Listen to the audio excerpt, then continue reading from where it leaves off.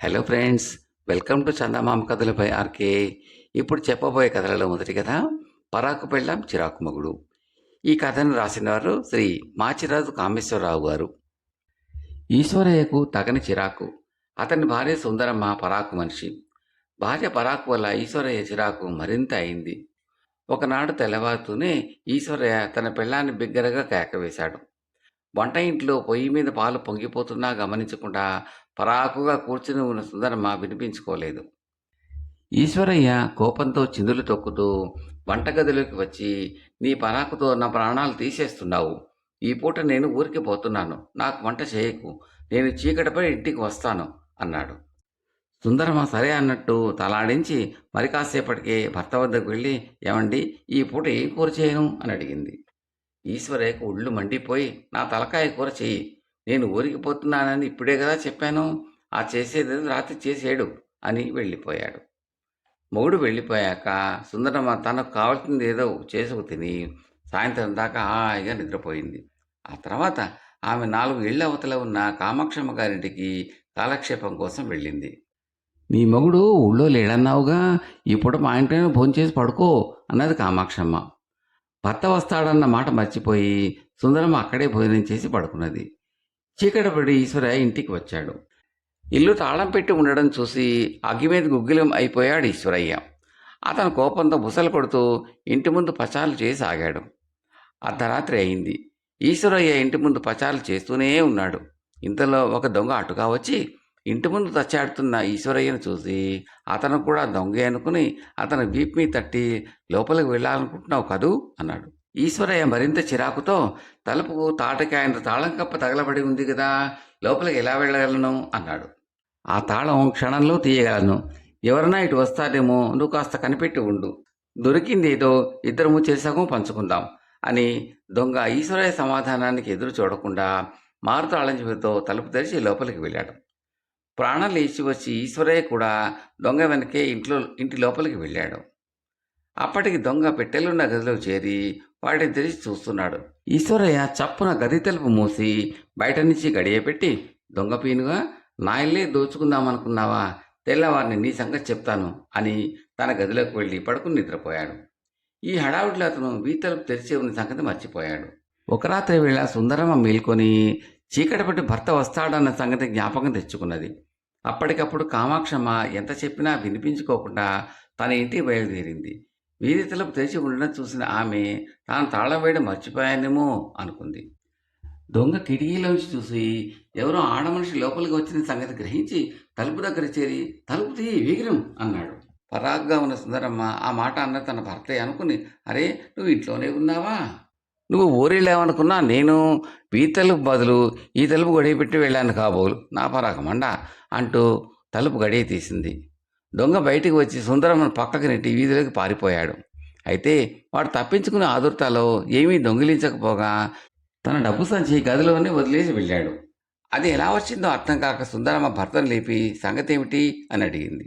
రాత్రి ఇంటికి రానందుకు, దొంగను విడిచిపుచ్చినందుకు, తన నిద్ర పాడు చేసినందుకు సుందరమ్మను చితకబాద్దామనుకున్న ఈశ్వరయ్య ఆమె చేతిలో డబ్బు సంచి చూసి తన జన్మలో మొదటిసారిగా తన భార్య పరాకును మెచ్చుకున్నాడు. తాను అనుకున్నట్టు దొంగను పట్టి ఇస్తే ఆ డబ్బు సంచి తమకు దక్కేది కాదు. కథ సమాప్తం. రెండవ కథ 3 అద్భుత వస్తువులు. ఈ కథను రాసిన వారు శ్రీ ఎం మనోహర రెడ్డి. ఒక ఊళ్ళో ఒక చితికిపోయిన జమీందారుకు భాగ్యవతి అనే మనవరాలు ఉండేది. ఆమె అసామాన్య సౌందర్యవతి కావడం చేత అనేక మంది యువకులు ఆమెను పెళ్లాడాలని వచ్చారు. అలా వచ్చిన వాళ్లకు ఆ ముసలి జమీందారు ఒక పరీక్ష పెట్టేవాడు. 3 దిక్కుల్లో ఉన్న 3 అద్భుత వస్తువులు తెచ్చిన వాడికి తన మనవరాలనిచ్చి చేస్తానన్నాడు. ఆ అద్భుత వస్తువులు తీసుకురావడానికి కొందరు సాహసికులు ప్రయత్నించి సాధ్యం కాక విరమించుకున్నారు. వారిని చూసి మరికొందరు ప్రయత్నించకుండానే విరమించుకున్నారు. ఆ ఊళ్ళోనే జయంతుడు అనే ఒక క్షత్రియ యువకుడు ఉండేవాడు. వాడు అమితమైన సాహసి అని ఏనాడో పేరు పొందాడు. వాడు భాగ్యవతిని పెళ్లాడ నిశ్చయించుకుని కత్తి మొలకు తగిలించుకుని గుర్రం ఎక్కి వచ్చాడు. వాడిని చూసే జమీందారు, నీకు తెలియదా, నా మనవరాల్ని పెళ్లాడాలంటే 3 అద్భుత వస్తువులు తేవాలి అన్నాడు. ఏమిటవి? వాటి వివరాలు చెప్పండి అన్నాడు జయంతుడు. ఇలా దక్షిణంగా వెళ్తే ఒక పాడుబడిన దేవాలయం వస్తుంది. దాని ఆవరణలో ఎక్కడో భూగర్భ గుహ ఉన్నదట. ఆ గుహలో ఒక డప్పు ఉన్నదట. దాన్ని వాయిస్తే కొంతమంది మనుషులు వచ్చి మనం చెప్పిన పనల్లా చేస్తారట. మొదట నువ్వు ఆ డప్పును తీసుకుని వస్తే మిగిలిన 2 అద్భుత వస్తువుల గురించి ఆ తర్వాత చెబుతాను అన్నాడు జమీందారు. జయంతుడు దక్షిణ దిక్కుగా బయలుదేరి వెళ్ళిపోయాడు. వెళ్ళినవాడు 10 రోజుల అనంతరం నీరసించి తిరిగి వచ్చాడు. అద్భుత వస్తువులు తెస్తామని బయలుదేరిన వారు ఎవరూ కూడా మళ్ళీ రాలేదు. అందుచేత జమీందారు అతన్ని ఆశ్చర్యంగా డప్పు తెచ్చావా అని అడిగాడు. జయంతుడు ఏమీ మాట్లాడకుండా తన వెంట తెచ్చిన సంచి నుంచి ఒక డప్పు తీసి జమీందారుకు ఇచ్చాడు. జమీందారుడు ఆ డప్పును అన్ని పక్కలా తిప్పి చూసి దాన్ని వాయించేసరికి ఎక్కడి నుంచో 10 మంది మనుషులు బిలబిలమంటూ వచ్చి ఏం చేయమంటారు అని అడిగారు. నా తోటకు కంచె వేయండి అన్నాడు జమీందారు. వాళ్ళు వెళ్ళిపోయారు. రెండో వస్తువు వివరాలు చెప్పండి అని జయంతుడు జమీందారుని అడిగాడు. ఇలా పడమరగా వెళ్తే మరో పాడుపడ్డ దేవాలయం వస్తుంది. దాని దిగువన ఎక్కడో భూగర్భంలో ఒక తాయెత్తు ఉన్నది. దాన్ని కట్టుకున్న వాళ్ళు కాలం గడిచే కొద్దీ చిన్నవాళ్ళు అవుతారు అన్నాడు జమీందారు. జయంతుడు పడమర దిక్కుగా బయలుదేరుతూ పక్కకు తిరిగి చూసేసరికి కిటికీ వద్ద నిలబడి తనకేసి ఆశ్చర్యంగా చూస్తున్న భాగ్యవతి కనిపించింది. కొన్ని రోజుల అనంతరం అతను చిరిగిన బట్టలతో వచ్చి జమీందారు చేతిలో తాయెత్తు ఉంచాడు. జమీందారు ఆ తాయెత్తును తన చేతికి కట్టుకుంటూ, భేష్, నువ్వే మా భాగ్యవతికి తగిన వరుడివి. ఇప్పుడు ఉత్తరంగా వెళ్ళి ఒక పాడుపడ్డ దేవాలయంలో ఉన్న మాట్లాడే చిలకను తీసుకురా అన్నాడు. జయంతుడు కిటికీ కేసి చూస్తే భాగ్యవతి తనకేసే మెరిసే కళ్ళతో చూస్తూ ఉండటం కనపడింది.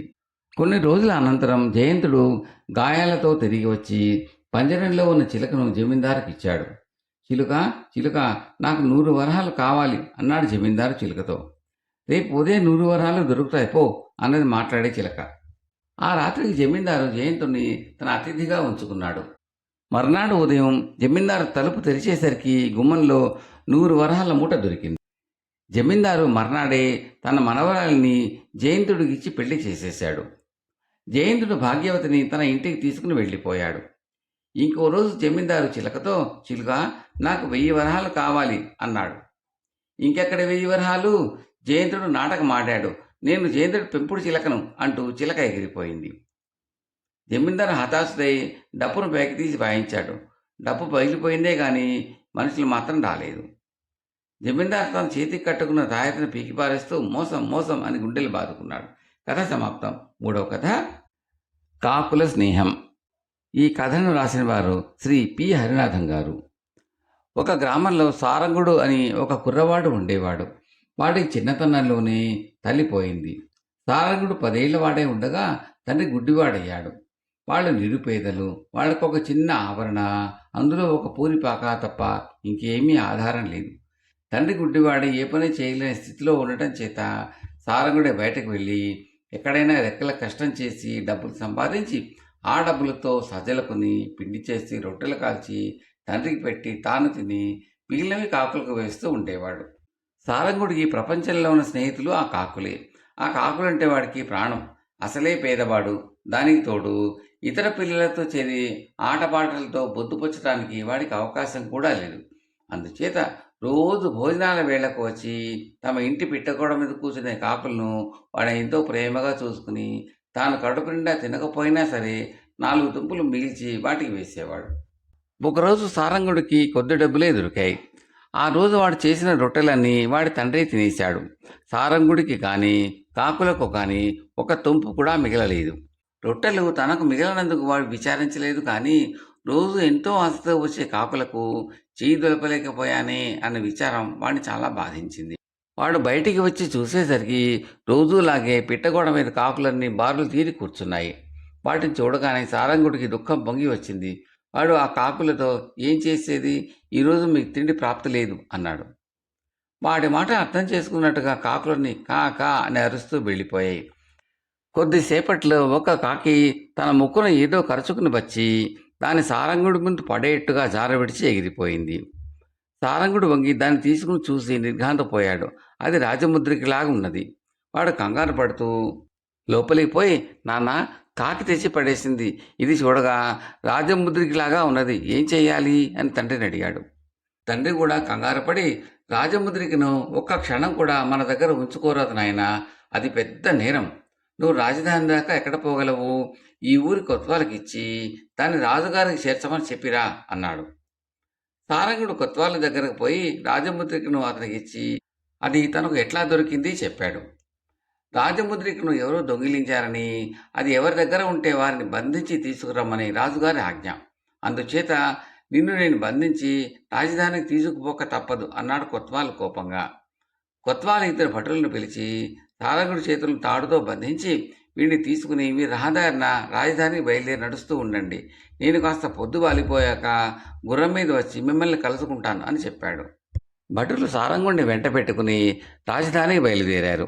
వాళ్ళు సగం దాకా నడిచేటప్పటికి సూర్యుడు నడినెత్తికి వచ్చాడు. భటులు ఒక చెరువు సమీపంలో ఆగి హాయిగా స్నానాలు చేసి తాము తెచ్చుకున్న ఆహారం తిని చెరువు మీద నుంచి వచ్చే చల్లగాలికి చెట్ల కింద పడుకుని నిద్రపోయారు. ఇంతలో ఎక్కడి నుంచో ఒక కాకుల దండు వచ్చి పడింది. అంత పెద్ద దండు వచ్చినా ఒక్క కాకి కూడా అరవలేదు. వాటిల్లో కొన్ని కాకులు సారంగుడిని సమీపించి వాడి చేతికి కట్టిన తాళ్లను అన్ని వైపులకు గుంజి కట్లు విడిపించి ఎలా వచ్చాయో అలాగే నిశ్శబ్దంగా ఎగిరి వెళ్ళిపోయాయి. సారంగుడు మొదట ఇంటికి తిరిగిపోదామనుకున్నాడు, కానీ అందువల్ల లాభం ఉండదని తోచింది. వాడు రహదారిని విడిచి అడ్డదారిన రాజధానికి చేరుకున్నాడు. తిన్నగా రాజభవనానికి వెళ్ళి రాజుగారి దర్శనం కావాలన్నాడు. అదృష్టవశాత్తు రాజు వాడిని చూడటానికి సమ్మతించాడు. సారంగుడు రాజుగారి కాళ్ళ దగ్గర సాష్టాంగపడి తనకు కాకి మూలాన ముద్రిక దొరకటము, దానిని తాను కొత్వాలకు ఇచ్చినప్పుడు కొత్వాలు తనను బందీ చేయటము, కాకులై తను విడిపించటము వివరంగా చెప్పాడు.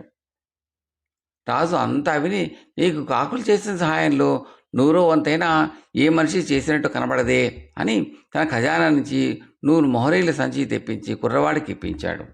సారంగుడు ఆనంద బాష్పాలు రాల్చి రాజు వద్ద సెలవు పుచ్చుకుని బయలుదేరబోయాడు. కానీ రాజుగారు వాడిని ఆపి, ఆ డబ్బుతో ఒంటరిగా ఎలా పోతావు? కొంచెం ఆగు, నీకు మీ గ్రామం కొత్వాలునే అంగరక్షకుడుగా ఏర్పాటు చేస్తాను అన్నాడు. ఇంతలోనే కొత్వాలు ఇద్దరు భటులు వచ్చి చేరారు. కొత్వాలు రాజాజ్ఞతో రాజు వద్దకు వచ్చి నమస్కారం చేస్తూ, మహారాజా, ముద్రికను సంపాదించాను. దొంగ తప్పించుకుపోయాడు. వాణ్ణి కూడా త్వరలోనే పట్టి అని మాట మధ్యలోనే సారంగుడిని చూసి గుడ్లు వెళ్ళబెట్టాడు. నీకు కొంచెం కూడా జ్ఞానం ఉన్నట్టు లేదు. ముద్రికను సంపాదించినందుకు ఈ కుర్రవాడికి ఇదివరకే బహుమానం పుట్టింది. ఈ కుర్రవాడిని క్షేమంగా ఇంటి దగ్గర చేర్చే బాధ్యత నీకు అప్పగిస్తున్నాను. ఎవరు దొంగో ఎవరు దొంగ కాదో తెలుసుకోలేని నువ్వు కొత్వాలుగా ఉండదగవు. అయినా ఈసారి నీ తప్పు కాచా, ఇక పద అన్నాడు రాజుగారు. రాజుగారు ఇచ్చిన డబ్బుతో సారంగుడు ఒక చిన్న మేడ వేసుకుని పొలం కూడా కొనుక్కుని తండ్రితో పాటు సుఖంగా జీవించాడు. అతని కథ త్వరలోనే అందరికీ తెలిసింది. సారంగుడి మేడను అందరూ కాకిమేడ అనేవారు. దాని మీద అస్తమానము కాకులు ఉండేవి. ప్రతిరోజు వాటికి పుష్కలంగా తిండి ముట్టుతూ ఉండేది. కథ సమాప్తం. తర్వాతి కథ స్తోత్రార్హులెవరు.